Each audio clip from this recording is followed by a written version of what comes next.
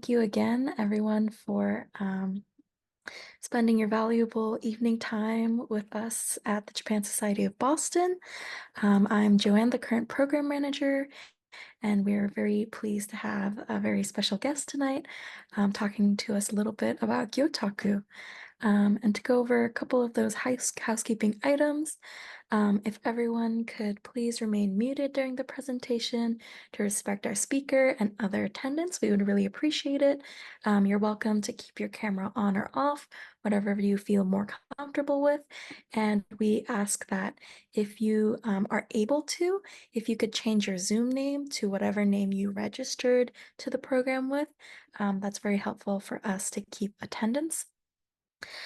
So the program is a little bit different than our usual online programs. It's going to be for an hour and a half.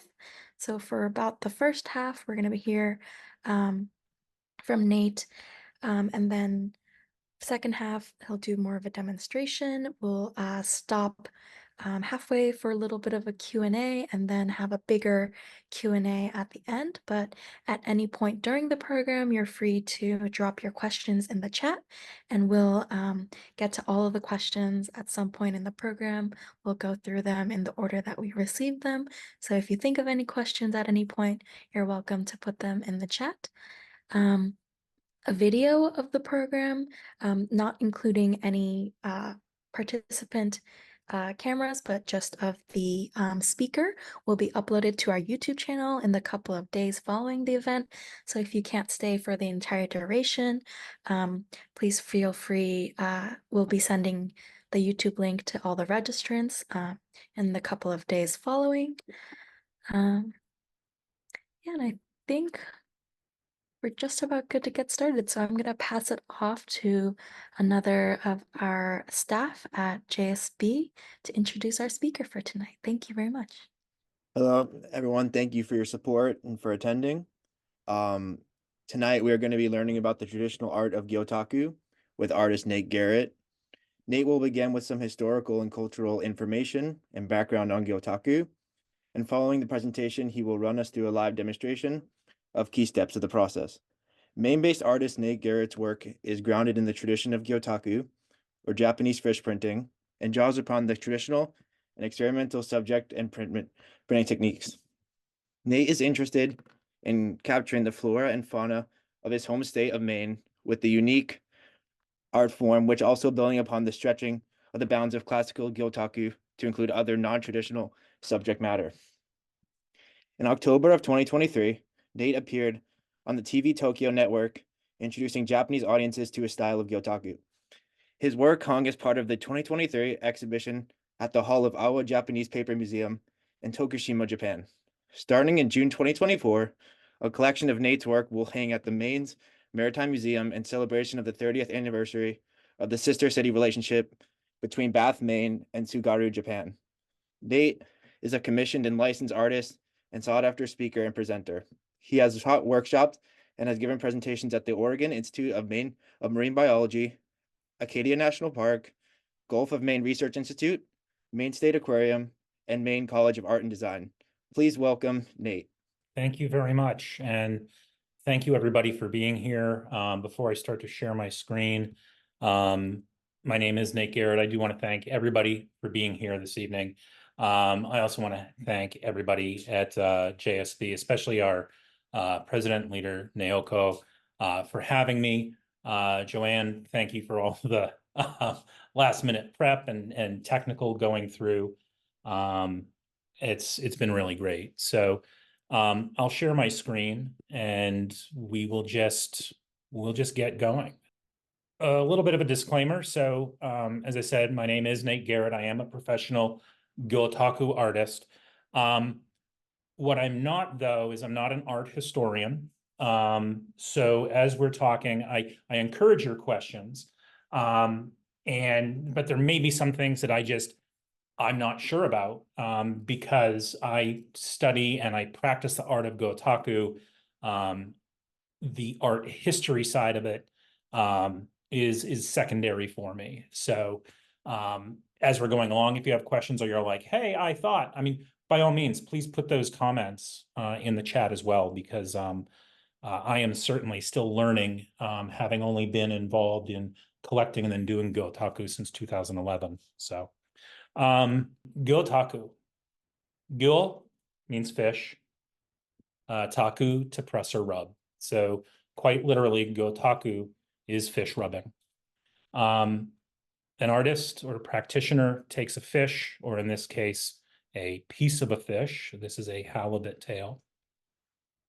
Positions the fish after preparing it, applies ink,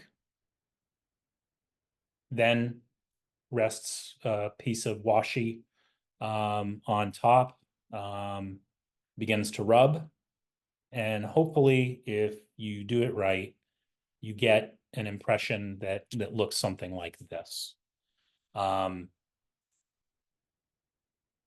It started in the mid 1800s, so around the end of the Edo period in Japan, which I believe extended to about 1870, as a way for fishermen to record their catch.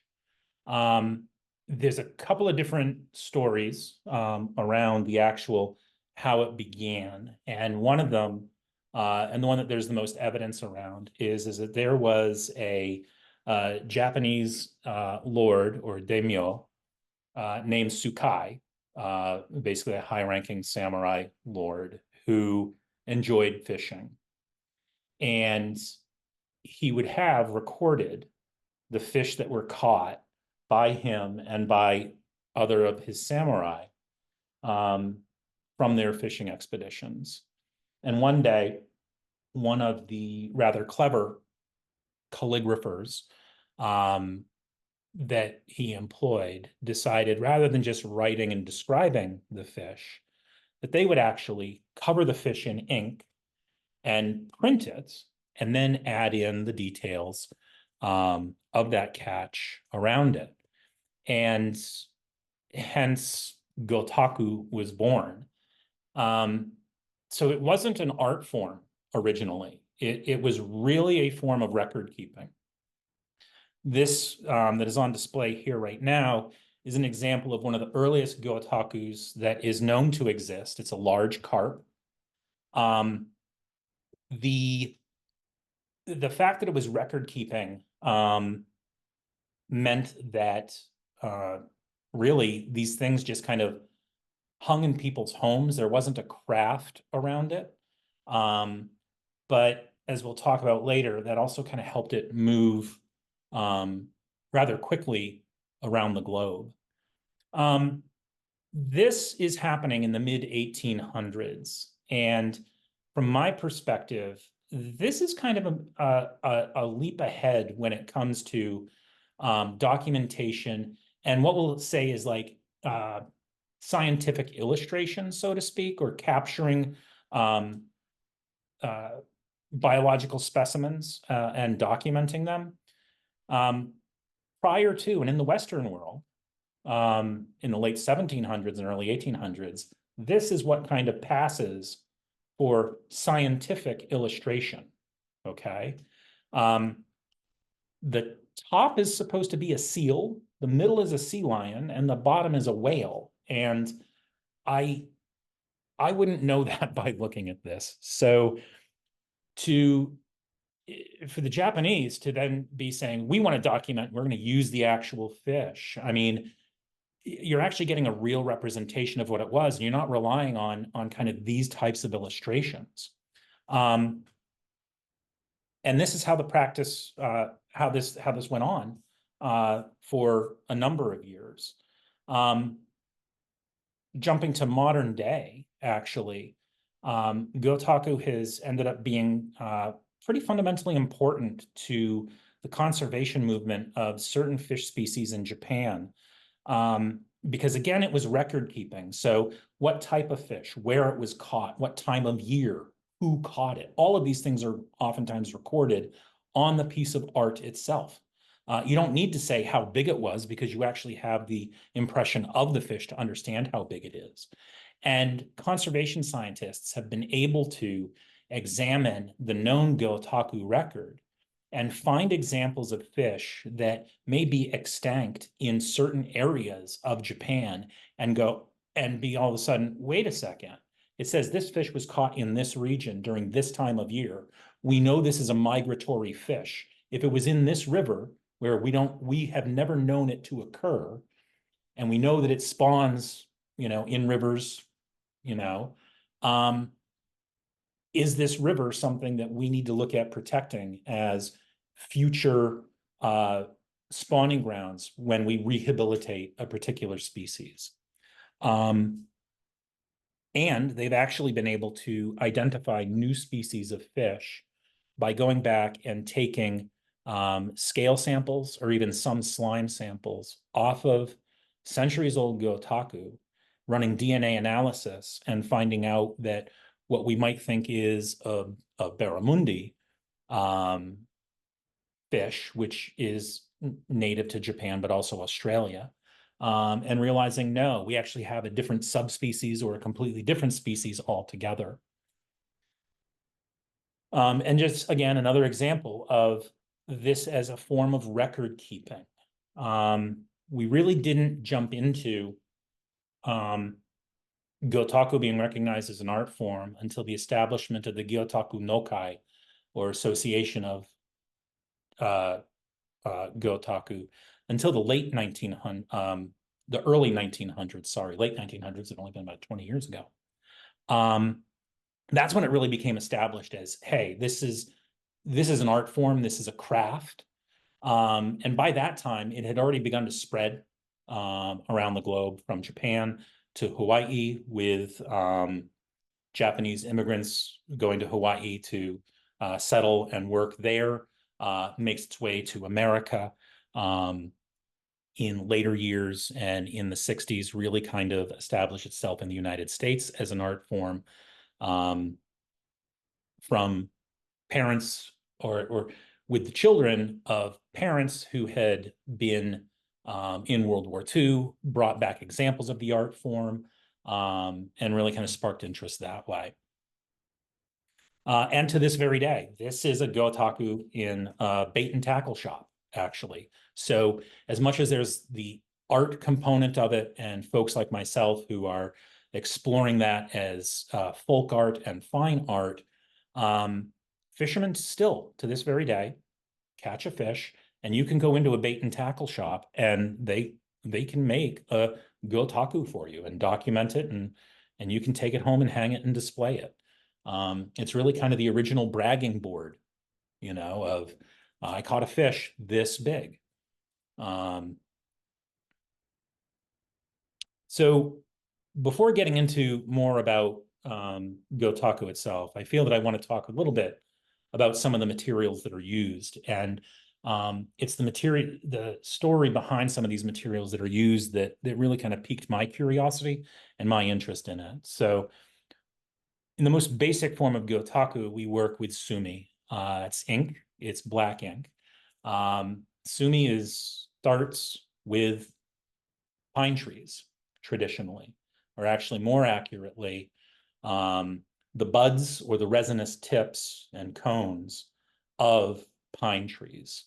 Those are collected, and the resin from them is placed into a small bowl, and a wick is placed in there, and it's burned. And the soot is collected from that burning, and that is the basis of sumi ink. How many bowls and how long does it take? Hundreds of these small, tiny bowls with a wick in them. All of these are filled with pine resin, burning, and there's another bowl or bell above it where that flame it's set at a certain height so that flame barely licks the top and allows for the soot to collect. And then, whoop, I'm moving the wrong way. And then it's collected with a brush. So I don't know how many of you are familiar with sumi ink, and you can get it in liquid form, but usually it's in stick form.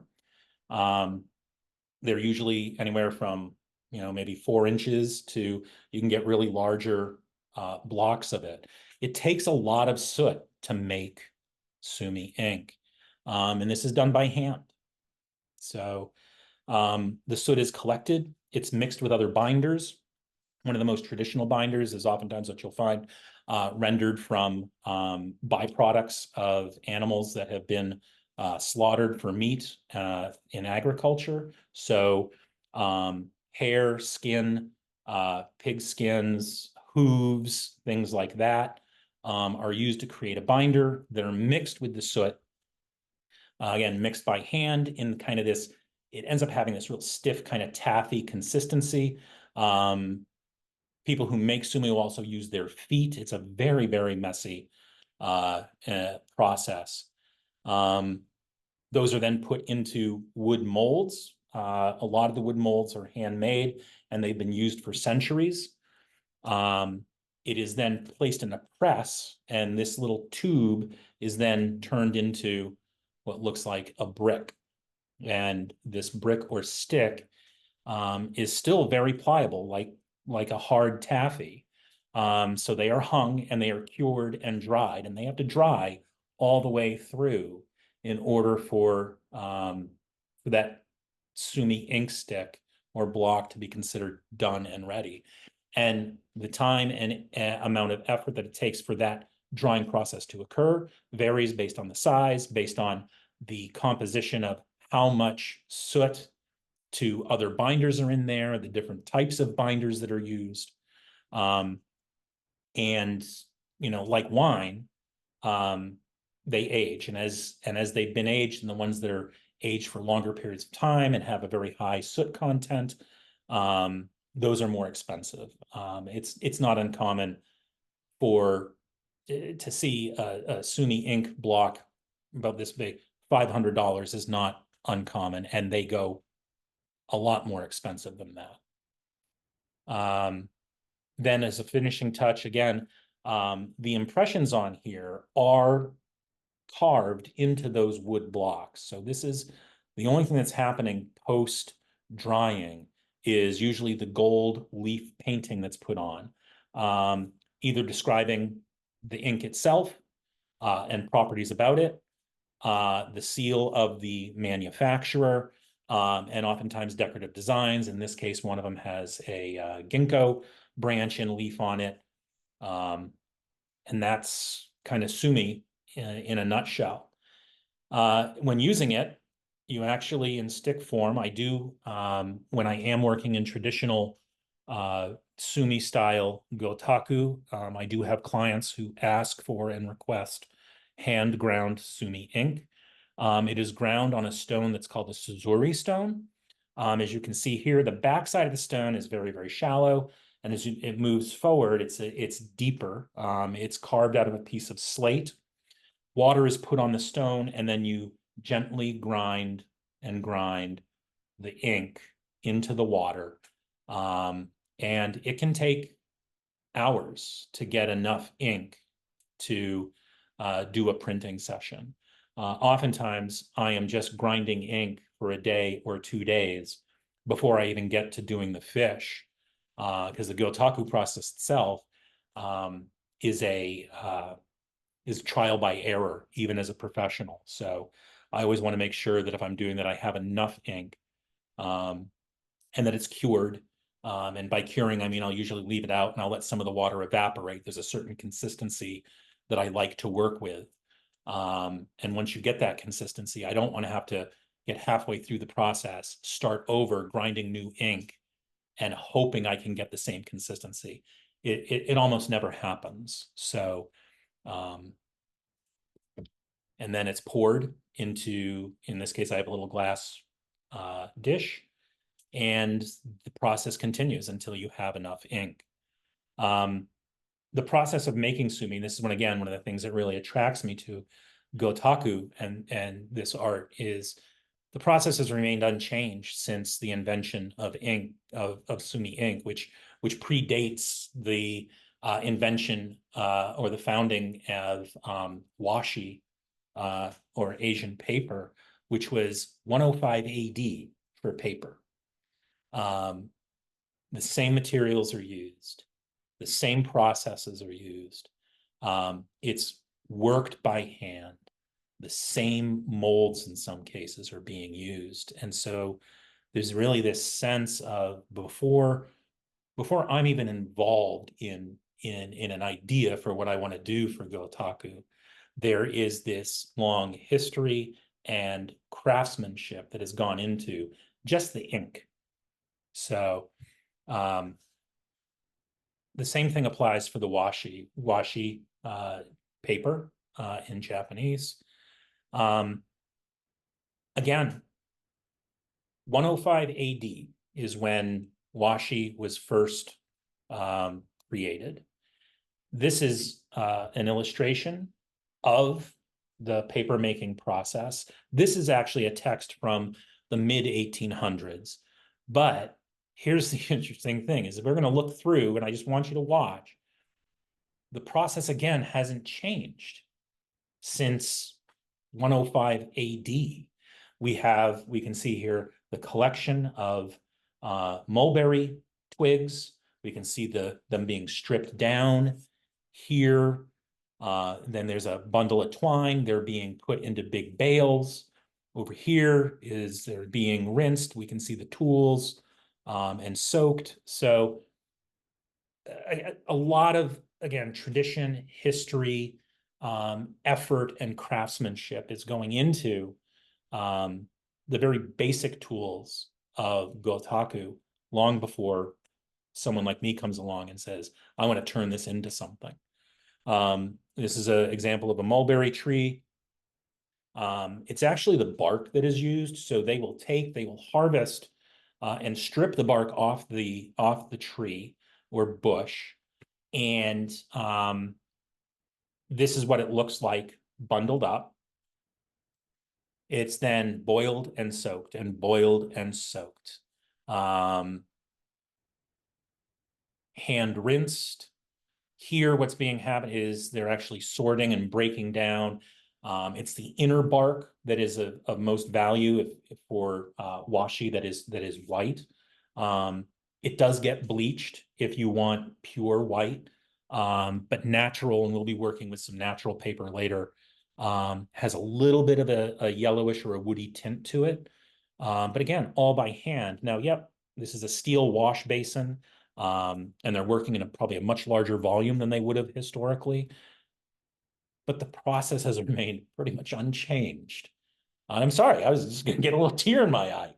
Unchanged since 105 AD. Here at this point, they're also, this has been bleached at this point, sorting through, pulling out any little tiny knots or any imperfections in the mulberry bark or skin at this point is really what it's like. It's already in its very thin form.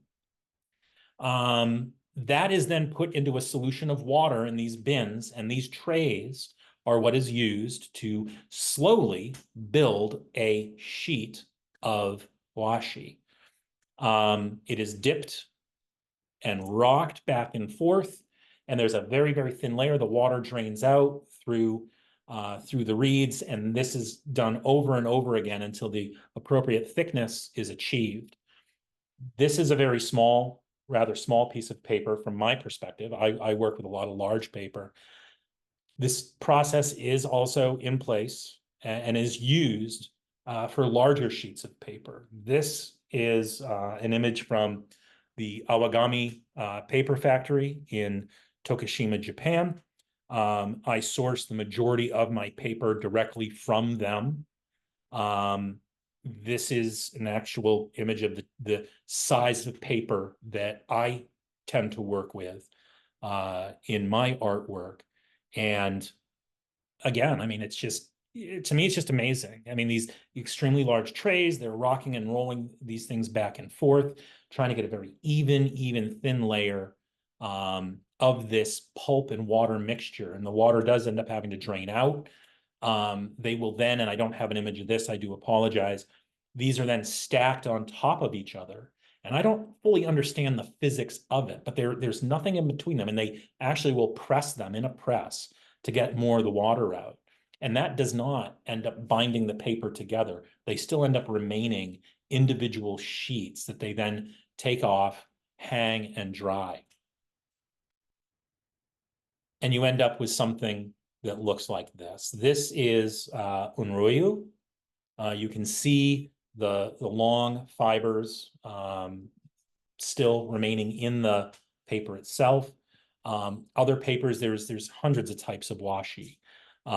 This is one of the ones that I do use in my work. It's extremely strong.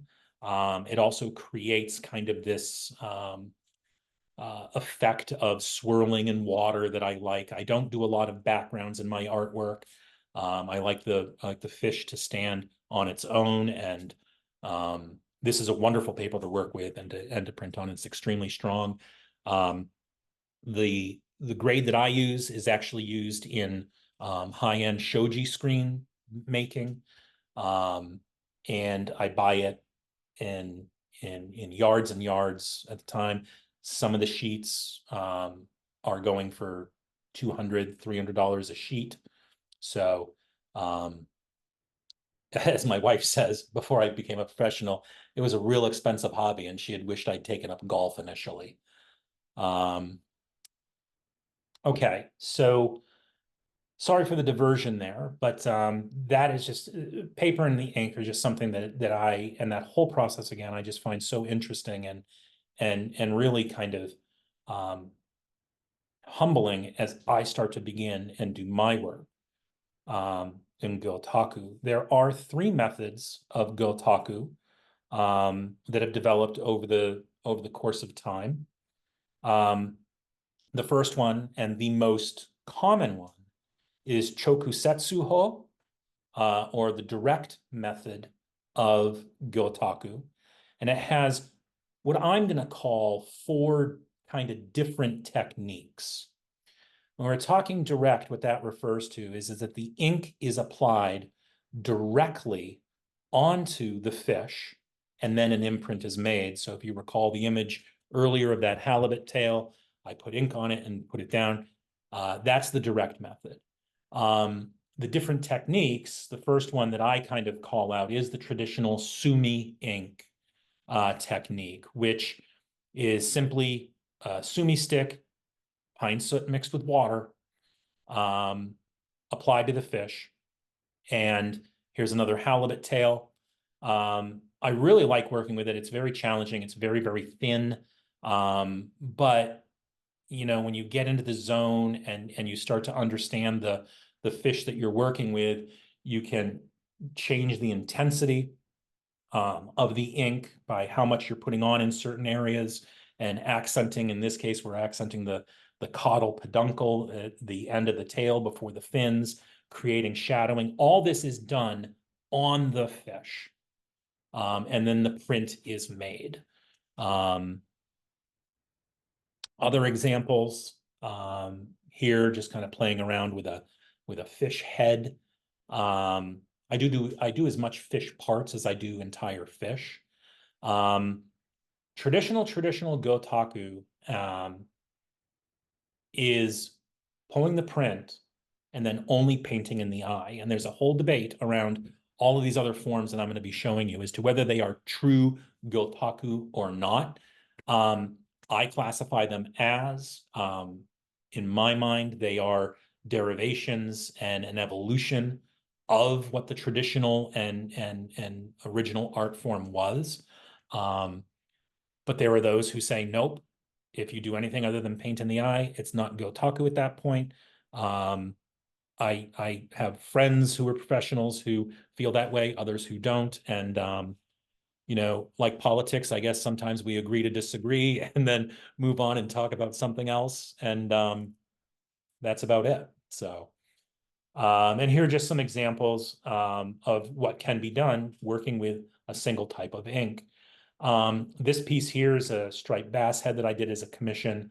Other than the eye and the fishing line on the fly itself, all of it was actually put on the fly, on the fish head, and printed, so there's no additional embellishment. And just another example of sumi ink. You get there's really kind of this raw feeling in a lot of sumi work, and you can also tell that when I work with sumi, I like to do a lot of splashing too. It helps create a sense of movement and motion in the pieces. I edited this today, and I'm going to call this other technique back coloration, and then there's going to be a front coloration. Anecdotally, a lot of Gyotaku artists will actually refer to it as the Hawaiian style. Gyotaku did migrate from Japan to Hawaii in the later 1800s and early 1900s. Back coloration really we did start to see this happening in Hawaii, where you make your initial print and then you're applying color after the fact. But in this case, in a back coloration, you're putting the color on the back side of the print and allowing it to bleed through. And then you're layering it and trying to get a realistic rendition of what the fish looks like in real life. This is a Japanese gindai, or golden snapper. This actually is the fish that appears on the show World Cheer, Who Wants to Go to Japan, which I am an episode was done on me about. Here again, Madai, snapper, very traditional. Actually, I think next to the koi is probably the most revered fish in Japan. It is also the fish I think is Ebi or Ebu, the god of fishermen, is often depicted either catching or holding a Madai or snapper. Eaten around the new year brings fortune and good luck. This is a Atlantic fluke. Again, coloration put behind. One of the great things about it is you end up preserving the original print. So all of the detail of the fish, the scales, the fin veins, and everything are still there because all of the coloration is behind the print itself. And just another example. Now, front coloration, I guess you can see where this is going to go. Front coloration is where all of the color is put on the front or the top of the Gyotaku print itself. And at that point in time, even I look and I go, kind of feels like you're now working like almost like with a coloring book, so to speak. Because what ends up happening is you end up covering up a lot of the detail of the original Gyotaku print itself. So this is even where I start to get going, yeah, maybe we're getting a little too far away from it.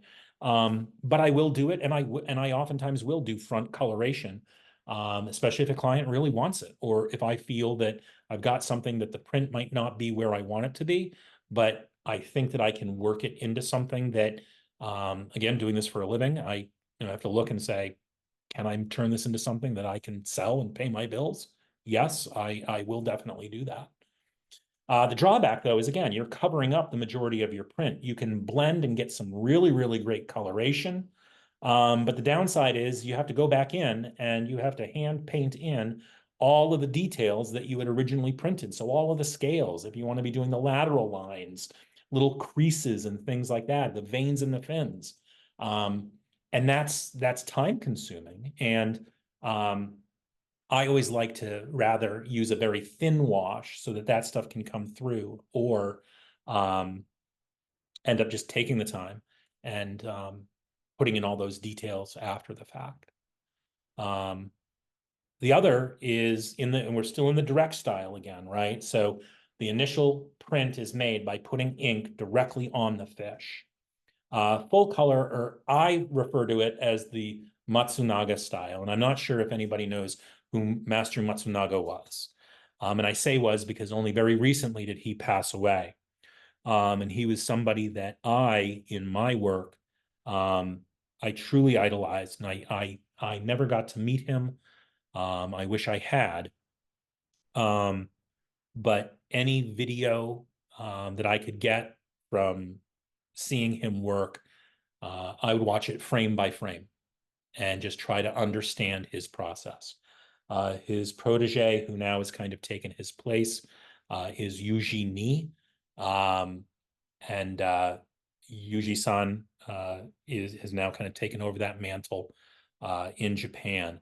The full color is basically, I look at it and at some point somebody went, well, if you want a colored Gyotaku, why not just put all of the color on the fish, mix and blend them on the fish? Now you're back to what we would consider the traditional method, and then make the print and then paint in the eyes.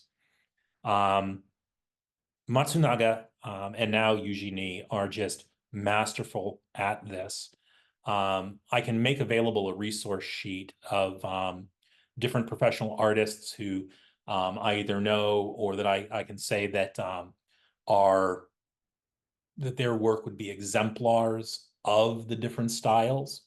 But it's absolutely incredible. And like I say, you can start to play around with it and on black paper.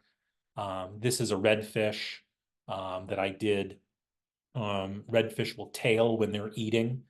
They feed in very, very shallow water, and fishermen will watch for that portion of the tail to be sticking up above the water. And this was just a piece that I did. I had a redfish and said, hey, let's play around with the tailing concept and reflections and things. So the second method of Gyotaku is the indirect method. And I did not, that was not the slide that I thought that I was going to have there. Indirect, the ink is not put on the fish directly. In the indirect method, if you look here, in the top left is a bass. It is being covered with a very, very thin layer of rice paste. Then move over to the top right. You then place your paper or fabric, and usually if it's fabric, it's silk that's used, and you mold it to the fish. You let that dry. So if you go to the bottom right, that is the fish with the rice paste and the silk dried to the fish. And if you look closely, you can see all of the scales there. And then what you do is you tamp using a piece of cotton wrapped in another piece of silk.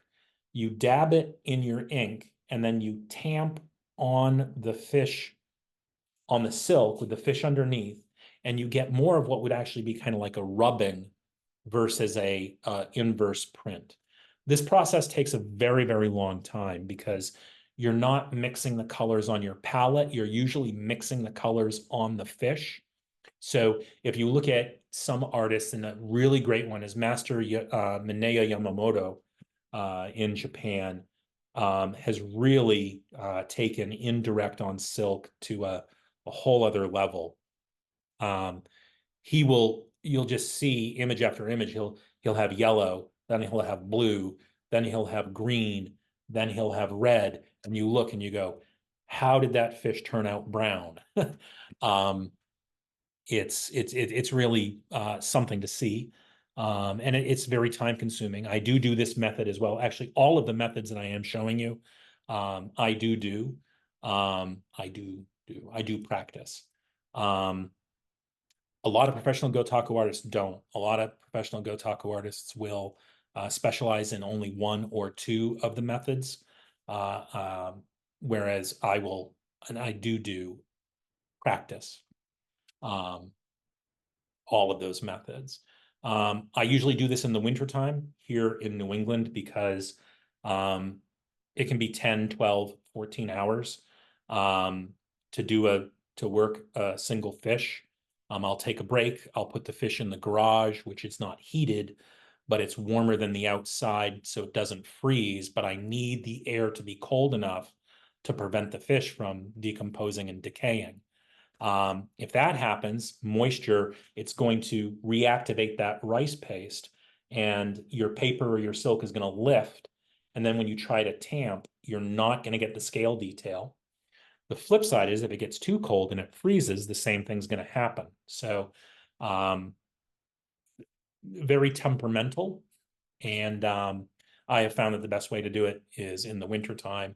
So if I get somebody who they say, I'd really like to commission you, I'd like to do this, and it's June, I go, okay, Let's talk in November. So, and this is what a finished piece looks like. This has been mounted on a one of the few times that I've actually done colored backgrounds. But it is mounted, and we'll get into the mounting process as well, onto a colored piece of stiffer washi, mounted using rice paste as well. And it just allows it to look flat and have a more finished look to it. There is a third method. It's the tenshaho. It's the transfer method. I don't have any images of that. It is actually something I've played with. I actually don't do it, and I don't think there's really any, at least professional Gyotaku artists, who are practicing this method.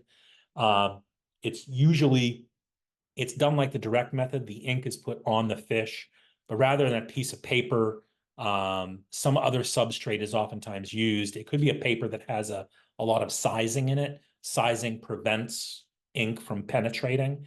And what's actually done is, okay, I now have the print on the paper, but then I am actually transferring it to something different. It could be a shoji screen. It could be a piece of pottery that is then fired, lampshade. Nowadays, you're really, a lot of practitioners have gotten to the point of being able to, I can print a lampshade without having to do the transfer method. You give me the raw piece of paper, working with a designer, we can cut it out, place the image, and just do a direct right there. But in all fairness, there is 3 different, distinct methods of Gyotaku. The mounting process, or urachi, this is done in calligraphy as well. And if you've ever looked, or even out of here, if you go and you Google Gyotaku, and you're going to see a lot of different artists, a lot of different craft people who examples of their work. But this is a method that I do for all of my work, because my goal is to translate folk art and elevate it to fine art. So all of my work is flattened or wet mounted, and it's framed and always under glass, like the piece behind me. And this is really a way of, if you think about it, you're working with and I'll just move, and I have a video, there's no sound, and I'll just talk over it. You're working with a very, very thin piece of paper. You put ink on it. Ink is a water-based substance. Once it dries, you're going to have wrinkles. So if you don't want those showing up in your work, you would choose to wet mount it. You lay your artwork face down on a slick, non-porous surface. I use whiteboards. So I'll buy, the whiteboards that people use in offices. That's what this is. You lay it down face down. You mist it with water to loosen up the fibers. And then I'm using a traditional goat hair brush, white goat hair brush, to apply a thin layer of rice paste to the piece. A couple of things. As you can see the flattened portion further away, that paper is soaking up that rice paste. And those fibers are slowly at the microscopic level pulling apart. And as you can see, as I'm brushing upwards, the paper's buckling, and that's because the paper below it that's been pressed down and wet and has the rice paste on it is slightly larger, and it's causing the paper up above to wrinkle. So there's this battle of how fast do I work without ripping the paper, and not getting any additional wrinkles into it. It's a real challenge. And the bigger the piece, the more challenging it is. Here I am. You can see there was a wrinkle there coming off of the tail of that fish. And I was able to press that wrinkle out. I was also noticed one of the challenges here is it is goat hair. It is white, but white goat hair brushes are not 100% white goat hair. There's black hairs in there as well, and they will transfer to your art piece. And it is something that you have to be very careful of.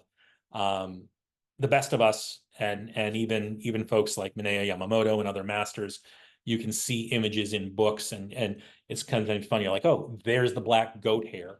I do like to try and get that out. Now what I've done is I've taken another piece of washi or unroyu, pressed it onto the back, brushed it, let it dry, and then you peel after 2 days or so. Once the piece is completely dried, you peel that back and you end up with a finished piece. Oh, that's just going to show the video again. Finished piece of art like this, which is also the piece that's behind me.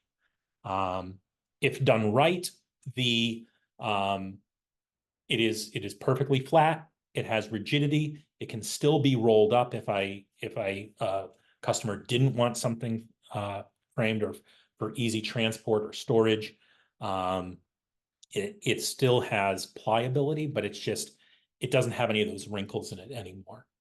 The physics behind it are really kind of interesting. So you usually will use whatever paper your artwork is on.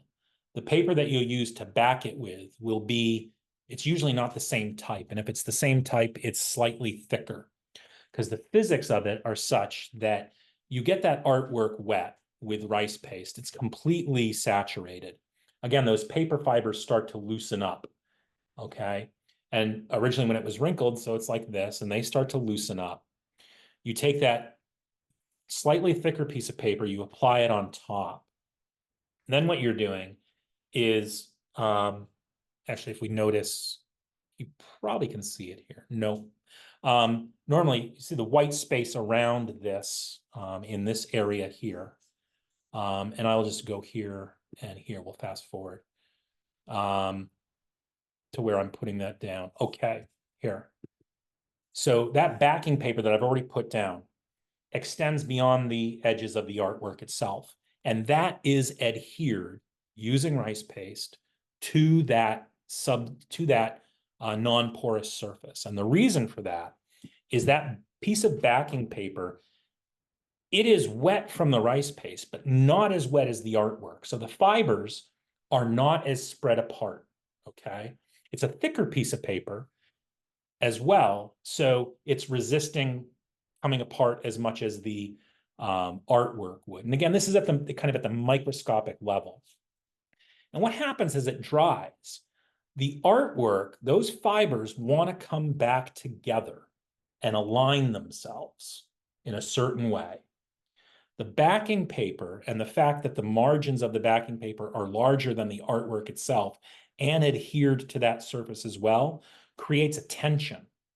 And it doesn't allow the artwork fibers to completely realign and then wrinkle back up again. So that's kind of the physics and what you're trying to do behind it. One of the worst sounds that you can hear as a Gyotaku artist, especially if you're doing wet mounting, is to hear a pop in the middle of the night. And that means that your piece started to dry too quickly and the margins popped and your piece is now all wavy and it's not flat. And you have to start over by delaminating it. You have to get it completely wet again. And now you have to pull the two pieces of paper apart, which can be a challenge on a piece that's 4 feet long and 3 feet wide. So we don't like to hear that. And I have lost a number of pieces to that. So, and that's the wet mounting process. So, a little bit about more just me, and then we can stop for questions. And I am going to have to step away to grab the fish. It's right over here in the sink. But yeah, if you want to know more about me, you can tune into TV Tokyo and the television series World Cheering, Who Wants to Go to Japan. I can't talk much about the series right now, but it is a reality show. I am in the current season of that. I just kind of put up here because I think it's kind of funny. Being married, that's my wife, and being married to a Gyotaku artist, just my wife is amazing. And these are our 3 rules of Gyotaku. Rule number 1, that I can't leave fish in the bathtub overnight. That has happened. I use the bathtub to prepare fish, especially really large fish. Clean the bathtub after there's been fish in it. And no fish allowed in her car without permission. And even if I have permission, I don't get permission. My car smells like fish. As I said, I will have an exhibition at Maine Maritime Museum in Bath, Maine.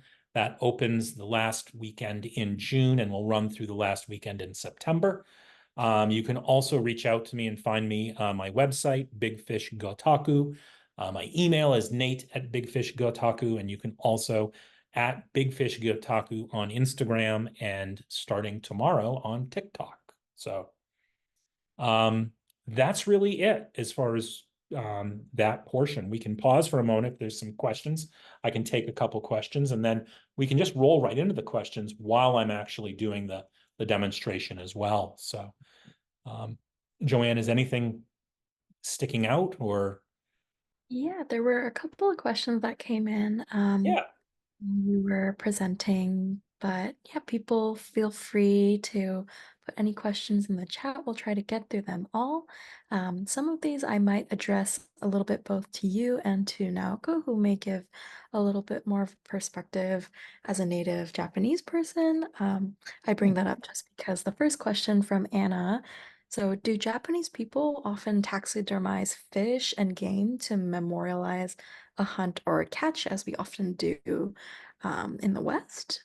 I'm not sure if you would know or if Naoko would maybe give some insight into that. Does it? Yes. And I know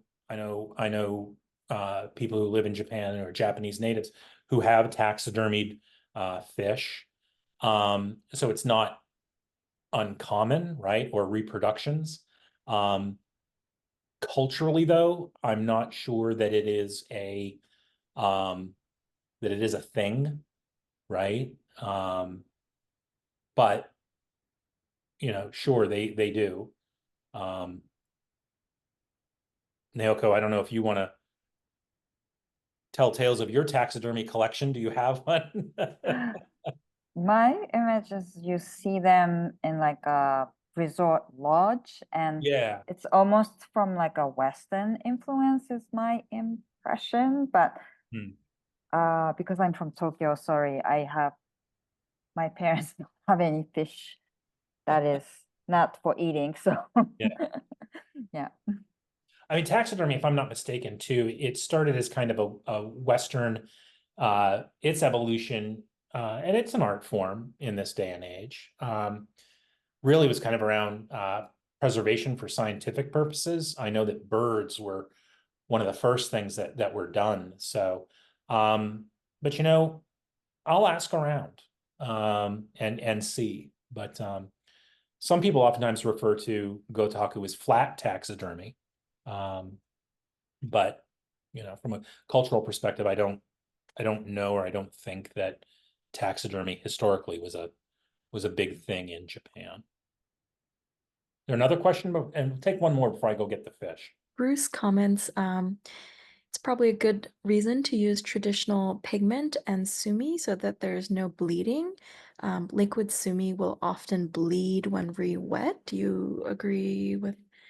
Yes. So yes, it will. They do make, and I will be using today, a water resistant sumi. It's made by Yasutomo, which is a big calligraphy company. I can show you what it is. It comes in the green bottle, and that is fairly water resistant. Sumi, though, will cure over time, and believe it or not, the backside of the paper, it doesn't get the front side doesn't get as wet as the backside. So Dwight Huang, who's an incredible sumi Gotaku artist, probably the most innovative master today, and a good friend of mine, will wet mount his raw sumi work, and he's worked with bottled as well. You have to work quick, and you have to have your ratios just right. But I would agree that yes, grinding and working with those is much better than the bottled stuff. And you do just get a much better quality print and mounted piece at the end, because you have that control. I'm going to grab the fish and we'll continue the conversation. And as I step away, you can just have a view of the piece that is behind me that is going to be hanging in Middle Hanging Main Maritime. So 1 minute. And so one thing, and I didn't kind of really realize this, I don't do these demonstrations online very often, but I had to keep the fish wet. Working with sumi ink. Sumi ink dries extremely, extremely quickly. You can actually rub your hands together and it will dry on your hands just from the heat of your hands. And one of the things in working with sumi is you're relying on the moisture of the fish itself to keep the ink activated, so to speak, so that it doesn't dry on the fish. So I have to do a little bit of prep here. Now, one of the things that we want to do is we want to kind of fill a lot of the places where things could ooze or bleed out from the fish. I'm just using some paper towel here. There's a little bit of slime that we need to get off. The preparation of the fish, and most of the preparation was previously done. I use just water and salt, table salt, to basically remove the slime off of the fish. Fish have a protective coating of slime. And it is really good, even when the fish has expired, slime is really good at protecting the fish from ink, and ink will not stick to a fish that still has slime. So the fish was covered with salt. The salt absorbs the majority of the slime, and I use a spoon or my hand to scrape it off. I'll also use sometimes a very, very weak vinegar solution if some slime is being really kind of persnickety or not coming off easily. The other thing, this is actually this fish, for those of you who know your fish or don't know your fish, this is a turbot or a turbot, as it is called. It is a flat fish. This was farm raised, and one of the things that the farm does is there it is. To certify that it is farm raised and not wild caught, because there's strict regulations around those fish and catching them in the wild, they have a tag that has a little dart on it, and they have to insert that into the fish so that you know that it's farm raised, and there's always a little hole right here. The other thing, and this is kind of interesting, when I was sourcing fish directly from Japan for my upcoming show, which is a showcase of both Japanese and Maine fish, the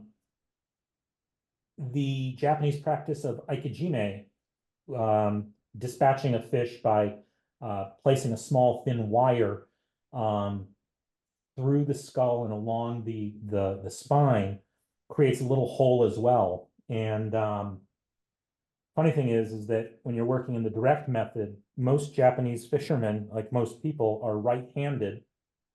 And when you're printing and you want to print traditional Japanese, you want your fish to print such that it faces the left, and looks like it's swimming from right to left.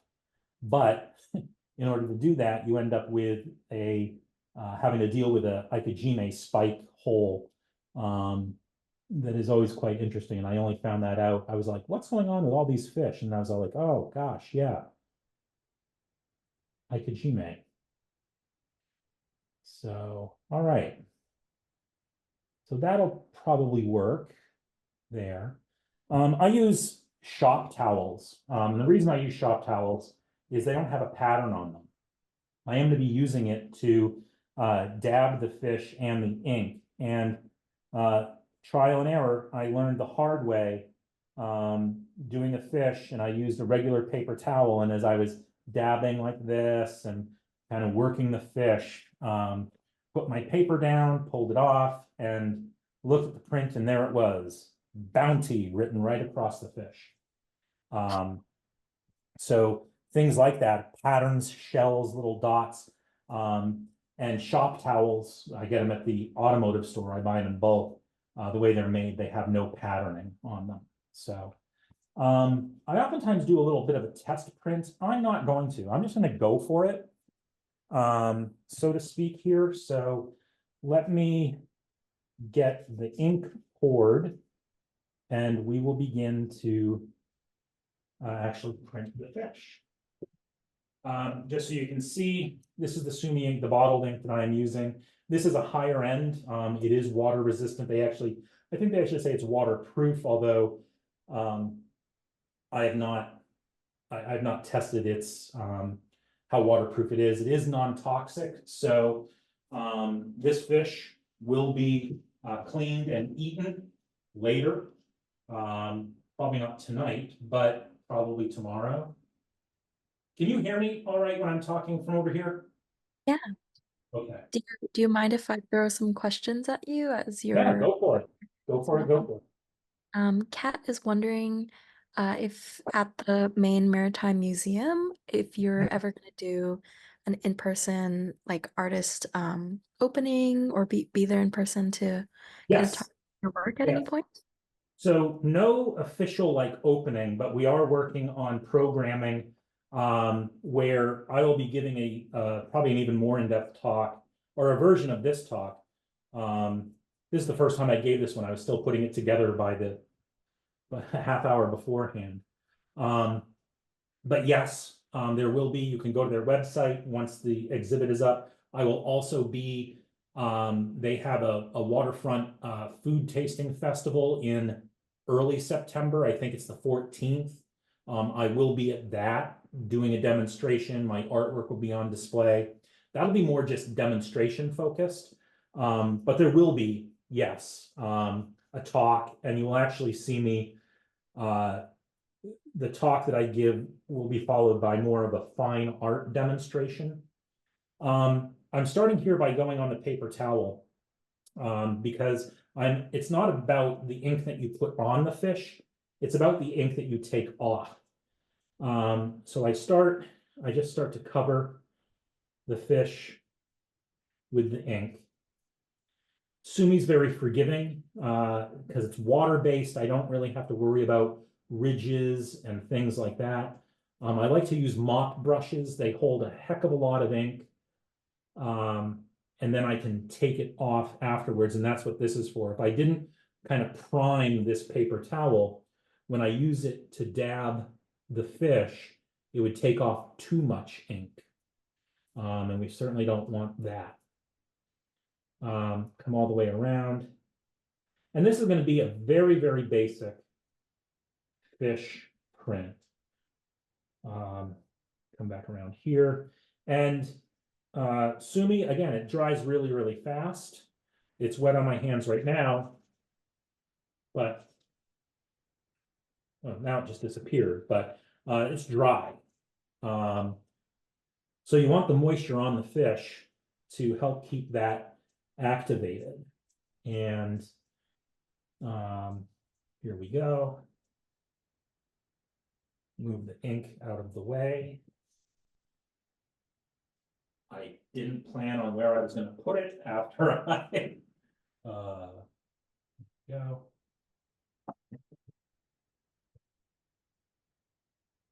Come back here.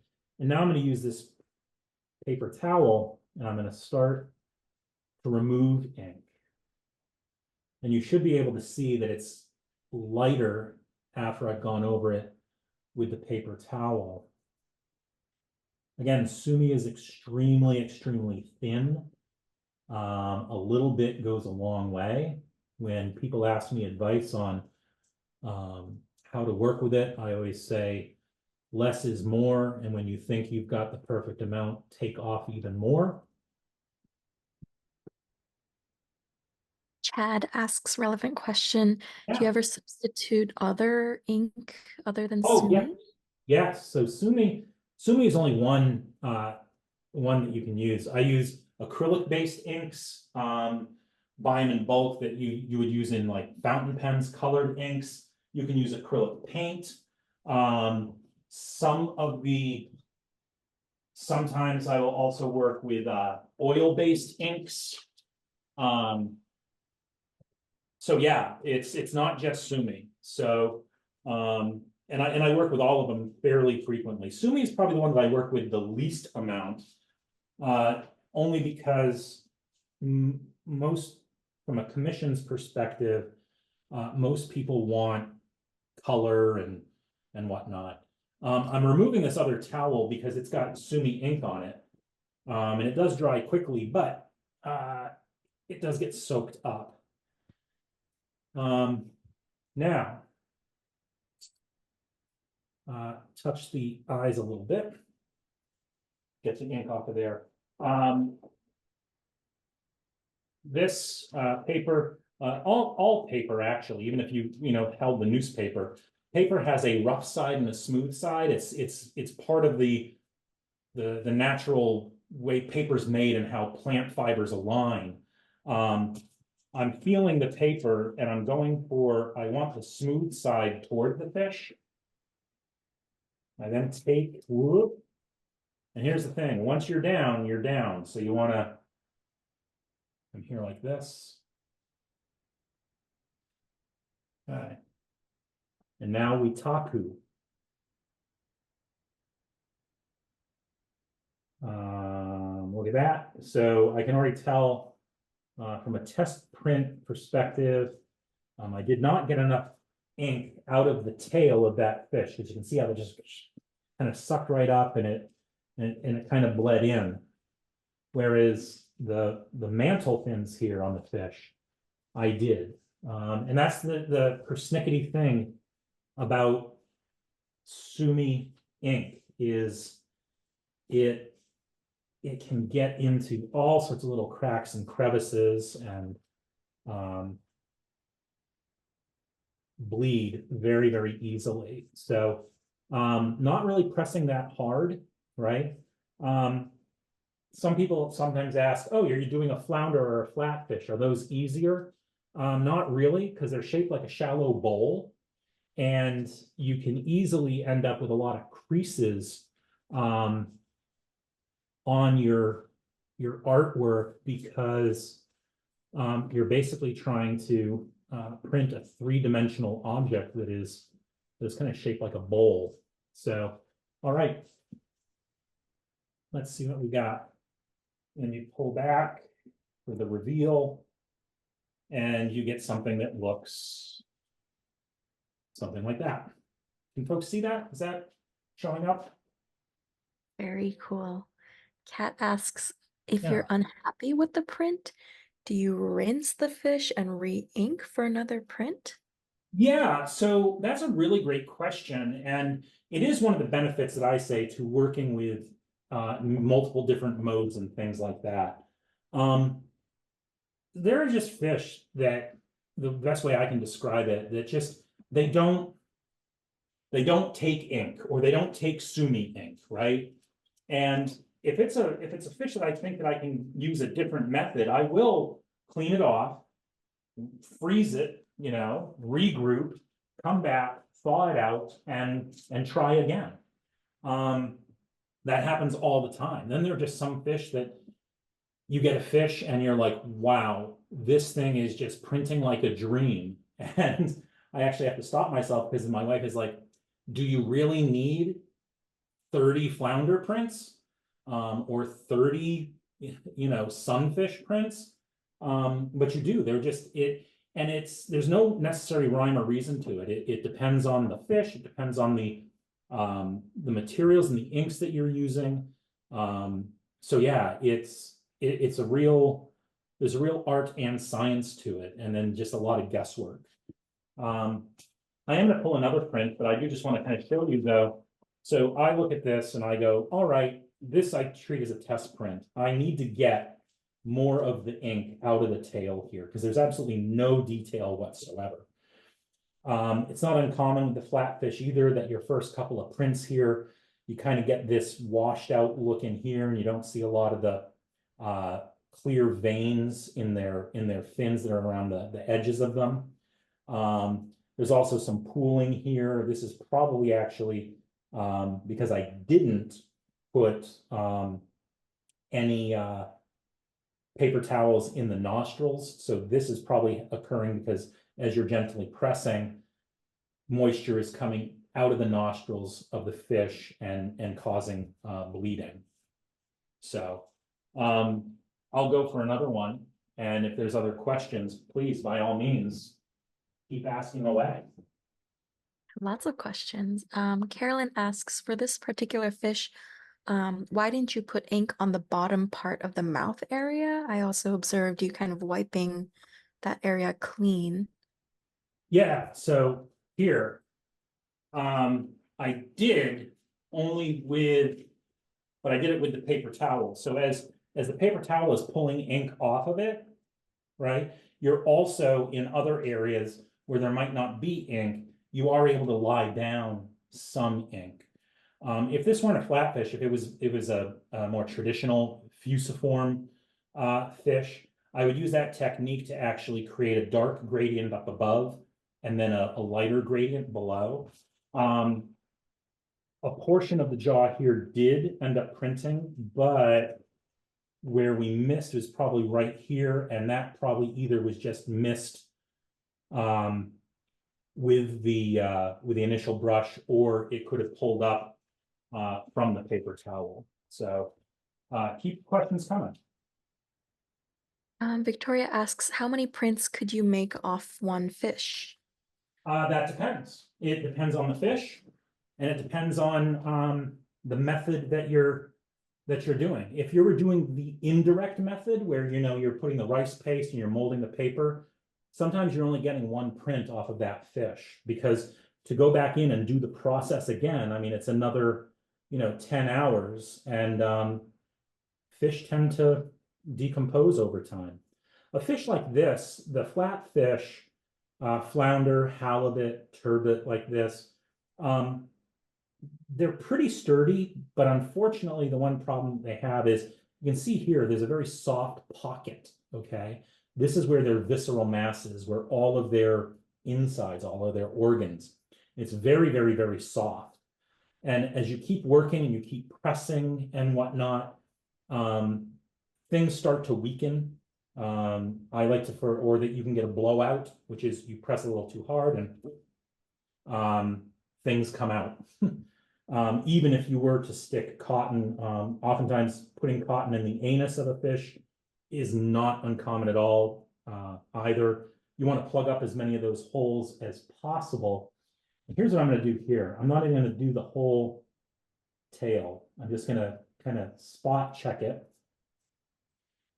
and distribute what little ink I put there with the paper towel instead and see what that does. But it's trial and error here as well, right? So it's not like, as a professional, oh, I've got it down and my first print is a masterpiece. Far from it. I can be working 5 or 6 prints before I get, to the point of going, okay, now this is where I want the fish is printing the way I want it to. I understand the nuances of that particular fish. Let me now pull out a piece of expensive paper and make the actual finished art piece. All right, so I'm coming in here, and most of what is, we'll see how this goes, on this tail at this point is just from the paper towel from the previous run. Other questions? Yeah, Victoria asks, do you gut the fish prior to using it for the print? Nope. Ideally, no. You want the fish intact because you're preserving the actual form of the fish. Ideally, you want the fish not gutted, but I have worked with gutted fish. I'll usually end up stuffing them with rolls and rolls of paper towels, and I've even I have a suture kit that, if necessary, I can stitch the fish shut to kind of preserve that form of the fish. Yeah, it's kind of interesting, the stuff that you get delivered from Amazon. If people look, sometimes I wonder if they think that I'm a militia prepper person or a part-time doc. I don't know what, but yeah, no, normally you want to work with a fish that's ideally not gutted. Other Dylan questions? asks if there are any particular types of fish that you enjoy working with the most or the least. Oh, yeah. I never met a fish I didn't like. Sturgeon are particularly challenging. Sturgeon are a more prehistoric type fish. They don't have scales, they have skin, and they have scutes that are like armored plates. What makes a sturgeon really challenging to work with is they're slimy as all get out. And here, I'll continue to answer that question, but now you can see the ink. I'm still getting these little pitting. So that's ink that's pooled, but it's certainly not doing what it did here at this point, right? So I'm moving in the right direction when it comes to the tail of the fish. Sturgeon are extremely slimy, and I've deslimed them, print, and it's like, where's all this slime coming from? Sturgeon are also triangular in shape. So if you think of like a Toblerone chocolate, right? A chocolate bar, it's shaped like a pyramid. They're kind of pyramidy, and that makes them challenging. The other fish that are really challenging are sharks. Sharks also don't have traditional scales. They have modified teeth on their bodies. And what makes that challenging is, and I'll kind of illustrate in a second here. There we go, and around. And again, there's a little bit, it looked like some ink got under the fin here. Some ink got captured in the folds of the skin. So again, this is just process of trial and error, figuring out what's working, what's not working, and adjusting as you go by. This is a much better print. You can see, still these fins are holding a lot of moisture, which is causing the ink to kind of bleed. There's a little bit, actually, that's some slime right there. There's probably some slime under the fin here. Got the nose kind of under control just by not pressing as hard. So, but this is the direction that we're moving in. This is really, really great. I'm liking this around here. And this is the process. I mean, honestly, I'd be using this paper. This paper is probably I think it's $6 a sheet. I buy it in bulk, so it averages out about $6 a sheet. It's 4 feet long, 2.5, 3 feet wide. And I'll just keep doing this until I get it to the point where I know, okay, I'm getting the print quality that I want. And then I'll switch to the more expensive handmade paper for pulling the print that will ultimately end up being turned into a finished piece of art. Keep the questions coming. I mean, here's what I'll do. I mean, you can watch me just keep printing and printing and printing, or we can stop and I can just get back on the other side of the computer and we can keep having a conversation. What would folks like to see?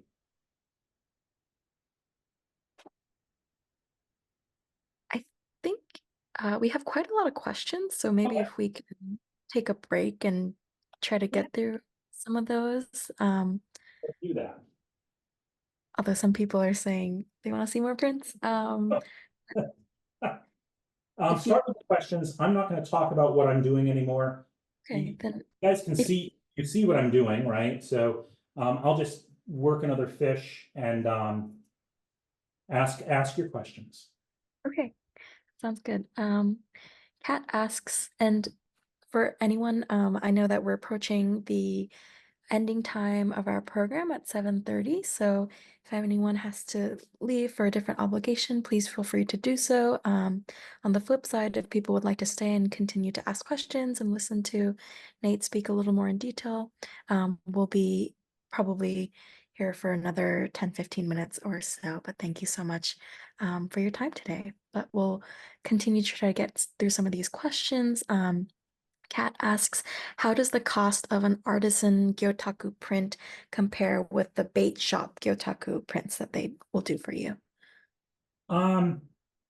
I am not sure because I've never done a bait shop one. I can say anecdotally they are far more affordable because a lot of people get them done across the spectrum of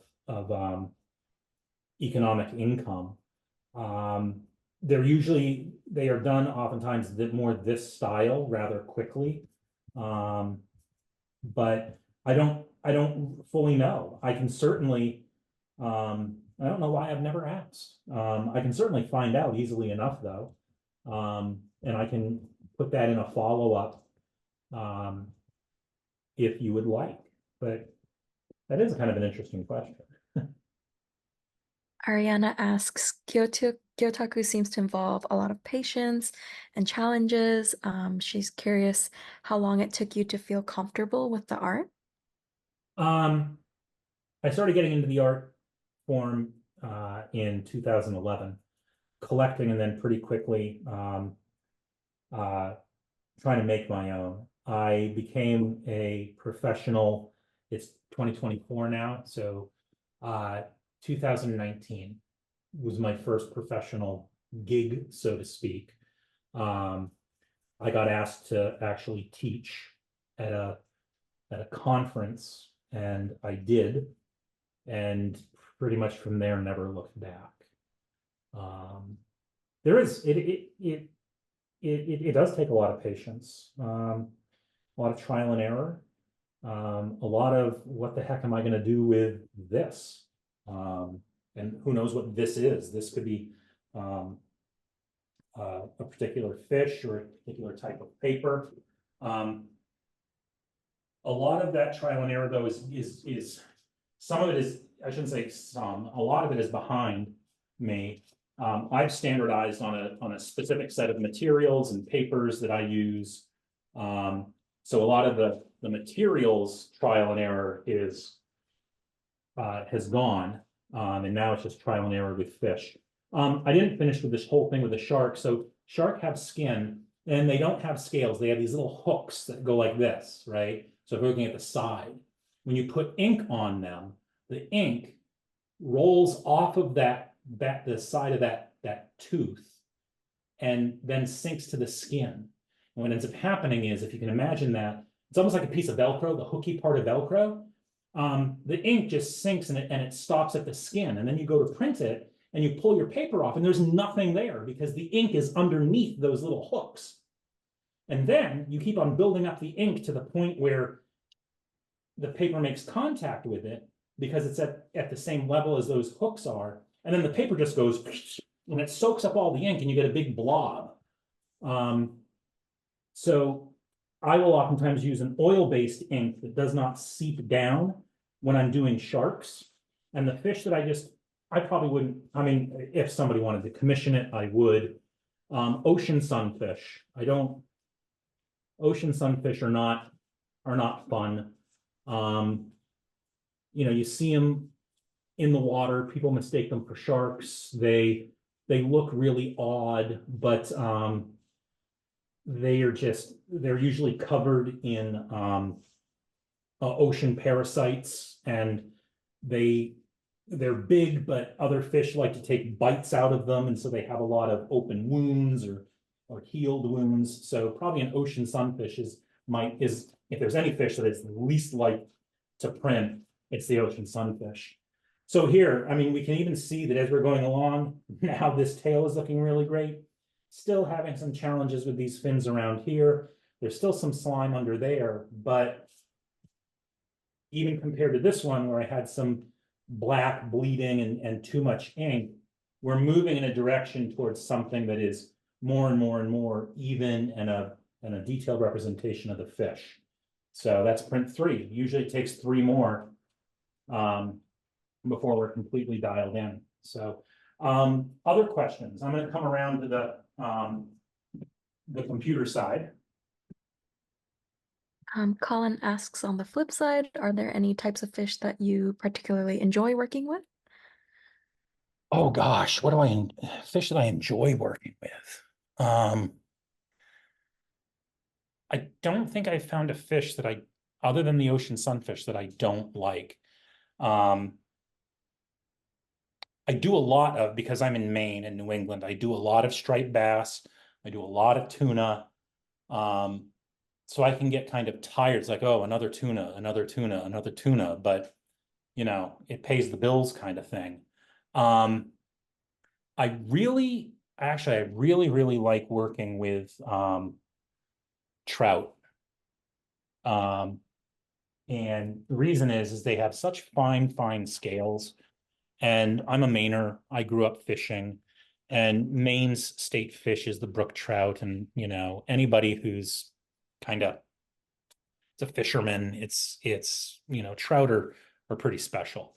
And the coloration on them is incredible. So it doesn't matter which of the modes that I'm working in, whether it's back color, front color, the Matsunaga, where you're putting all the color on the fish, indirect. It's just really awesome to kind of be applying all those different colors and seeing them rendering out and just being like, wow, I really got it. Just absolutely beautiful fish. But I could never sit there and go, there's only one type. I could never choose just one that I could just print. And then I'll go to the next question. You tend to hoard them if like me, we have a one-car garage on our house. It was built in 1930. There's no car in that garage. There are 3 8-foot chest freezers, and all of them are filled to the top with fish. My wife, she says it jokingly, but she's probably serious. I would not have to ever keep another fish, no matter how I got it, again, because I have enough of them in there. Everything from 4-foot barracuda. I have a hammerhead shark. Just, you know, but you end up collecting them, and and some of them I haven't even printed. I've had fish now that I know that I got even like 3 years ago, that I haven't got to print yet, because that's in my personal collection freezer, and the other 2 freezers are full of other people's fish that they want me to print for them. So another question, keep them coming. Anna asks, I wonder if artists are also doing prints of other seafood like clams, scallops, octopus. An octopus print would be very cool, they think. Yeah, octopus are really challenging, and artists are. Google Dwight Huang, Hwang. He's a Korean Gyotaku artist. An octopus. He does incredible octopus work. And Desmond Thane in Hawaii does incredible octopus work too. Dwight works strictly in sumi ink. So it's just black. Actually, he has started doing some color recently. He's branching out. Desmond does the front color, and it's just absolutely amazing. I actually do oysters. The way I got started and the way I kind of, my first commercial sales were, and licensing agreements were in the oysters that I do. And so yeah, shellfish, octopus, arthropods. I've done bird wings, hanging in my finishing area of the house. I have an extremely large raven wing that I did. Of course, a raven wing isn't a gill, so it's not a fish, right? But it is still the same principles are applied. I've also done what caught the eye of folks who wanted me to give a lecture was, I took sumi ink and I did a bucking saw, a 2-handed bucking saw from the turn of the century that, you know, 2 people would. I printed the blade on handmade washi. Really, it was 5 feet wide, a lance tooth perforated bucking saw blade, which is really interesting looking. So yeah, it's not just fish, you know. So next question. Well, yeah, we'll just take a couple more questions I'll here. keep them rolling. I mean, unless I don't have anywhere to go. I mean, seriously, if people, at some point we will have to stop. I don't. So if there are questions, please, let's just keep going. We'll keep going for now, but just to be mindful of everyone's time. Lucia, similar vein to as you were just speaking on, they understand that Gyotaku is specific to fish printing. Yeah. Do you ever use other natural specimens, especially plants, and incorporate them into your art? Yeah, usually not incorporating them into the art. I try to keep them separate. For me, I like the relationship, the personal relationship that something like this creates with the viewer. You can imagine those fish flying versus swimming. I don't put in a lot of seaweeds or things like that because I want you as the viewer to kind of paint around whatever memories or whatever thoughts seeing that piece bring to you. But I do. I really like working with leaves. I've done a series of works, and you can see some of them on my Instagram account of falling ginkgo leaves. And that's a really fun thing to do and very challenging to individually laying out individual leaves to give the impression that they're just kind of casually floating through the air is a lot of fun to try to get. So yeah, next question. Anna asks, do you remember the largest fish you ever printed? The largest fish I ever printed by weight was a 40-pound carp. It was that was by weight. No, take that back. Sorry. Ocean sunfish. And I don't want to do one again. It was 6 feet, 6.5 feet long by, I mean, they're really weird shaped fish, and that was probably the biggest and had the least success with it. Tuna as well. That fish was probably by weight was about 900 pounds. Printed an 800-pound tuna. That was lengthwise, that was almost 9 feet. Tuna are really challenging because they're a football. And so here, imagine this is a fish. The visual distance from the top to the bottom is, okay, say it's 2 inches. But the surface area from midline to midline, and you unfold that, is much greater. And tuna are very football-y.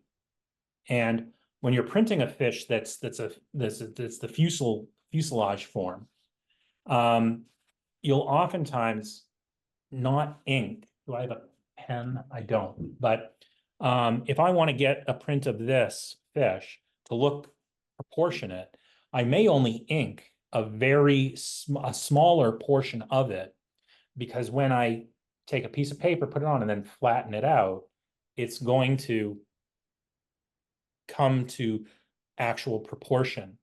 If you overprint it, and you can't help it, if you're a Gyotaku artist and you see other people's work, you can't help but go, oh, they overprinted the chin on that one, and you'll see a fish that has a really big chin, or they'll look like a football. Trout are a prime example, or mackerel. Tuna, the same thing. So tuna, you actually only print kind of the mid, you paint the midsection, you print it, and then, pro tip, we're oftentimes cutting off the dorsal fins, pectoral fins, and we are printing those separate. That is not uncommon at the professional fine art level. Oftentimes the fish that you see, it is all that fish, but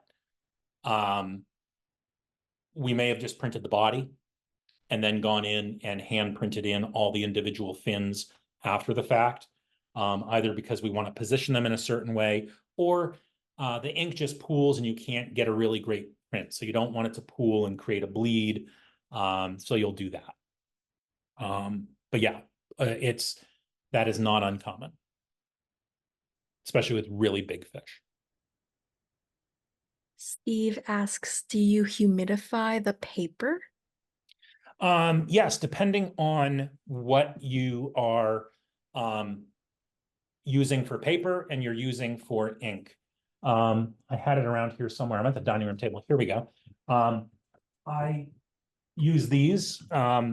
These are hair salon misters. So it's a spray bottle, but it's got a canister in it, and it creates a very fine mist, so you don't get big water droplets. If you're working oil-based inks, here's a funny thing about working with oil-based inks. Your fish needs to be bone dry, right? Because oil and water don't mix, okay? And oil-based inks will not stick to a fish if that fish is moist. But if you want to get the ink off of the fish once it's on there, you actually have to finely mist your paper before you rub it to pull that off. So I will, especially if I'm working with high-end unryu.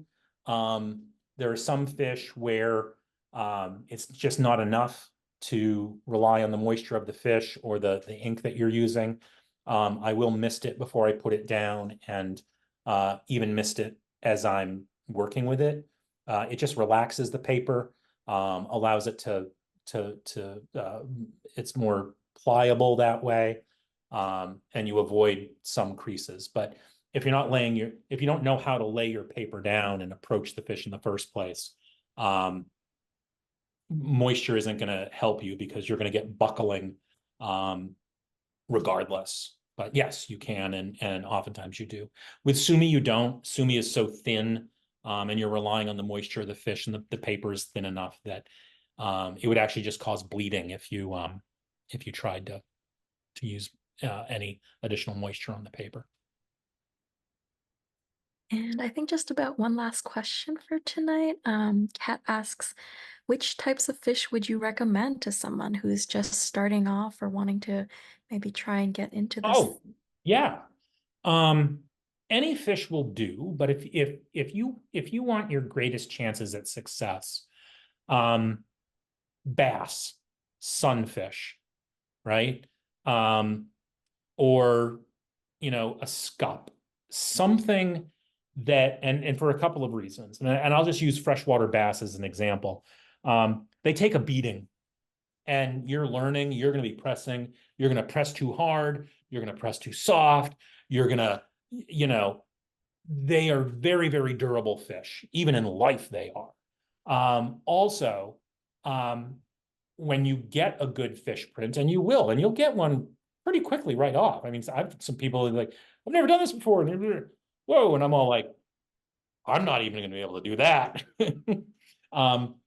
They have a lot of character, and they have a lot of great large scales that hold ink well, and you get a lot of great detail. So they take a beating, and then when you do get it even just halfway right, you've got something that you can really, really feel proud of, versus working with a shark or an ocean sunfish or a mackerel or a tuna, where in order to really get something, and you're probably looking at other artists and going, I like to be able to do that. You can get frustrated pretty quickly because, again, we're oftentimes dissecting those fish, cutting them apart, other little trade that we're doing. One more. If there's one more, I'll entertain one more. Don't want to put pressure on you. But... Yeah, I'm seeing one more kind of fun question. Okay. Anna asks, did you do charcoal rubbings of leaves and things like that when you were young? No, I didn't. I actually don't like charcoal. It's so messy. I mean, hey, as I have this on my hands. No, I did do, I have done like tombstone rubbings and things like that. A note on just kind of when I was younger, I was always very artistically inclined, and I had the ability to draw. I could just see things, I could draw them pretty accurately. But I'm 51 years old. I grew up at a time in the Reagan era in the early 80s when school budgets and arts programs were slashed. I was told that you can never make a living as an artist, and I believed it. And I believed it until just about 2011 to 2019, when I became a professional in 2019. Had I known then what I know now, I would have said no. So my art had always been what you do when you get home after work, kind of thing. So I'm very glad that you changed your mind about that, and I'm sure everyone else is too. I'm seeing a lot of thanks in the chat today, but I'll just reiterate, thank you so much for yeah, your time and a wonderful presentation and the demonstration as well. so you did ask about this, and I am going to. So that's 3. That's the same fish printed 3 times using masking. So you print the first fish and you want to get like a dimensional view of it. You mask out the original fish that you did. You then print the fish a second time, mask that one, print the fish a third time. So that is actually 3 prints. What I did here on individual paper, 1, 2, 3, that was done on just on the same piece of paper, which is also frustrating as well because I've been asked to do schools. The largest school I did was of 27 fish. And, you get to the 26th one and you mess it up. Depending on where that fish is, you just go, all right, looks like I'm going to cut that out. It's going to be 2 smaller schools and I got to start over again. So, all right. Thank you very much, everybody. I really, really appreciate it. Please feel free to reach out. Follow me on Instagram, Big Fish Gyotaku. I'm a Japan Society member as well, and I do believe in sharing, and I'm very passionate about this. And as you can tell, I could talk about this for days. And if you ever want to, drop me a note. Yeah. Thank you so much. I hope everyone checks out more of Nate's work, and please check out our website as well for more Japan-related events and other opportunities. But thank you so much, everyone, and I hope you all have a great rest of your night. Yeah, thank you. Bye, everybody.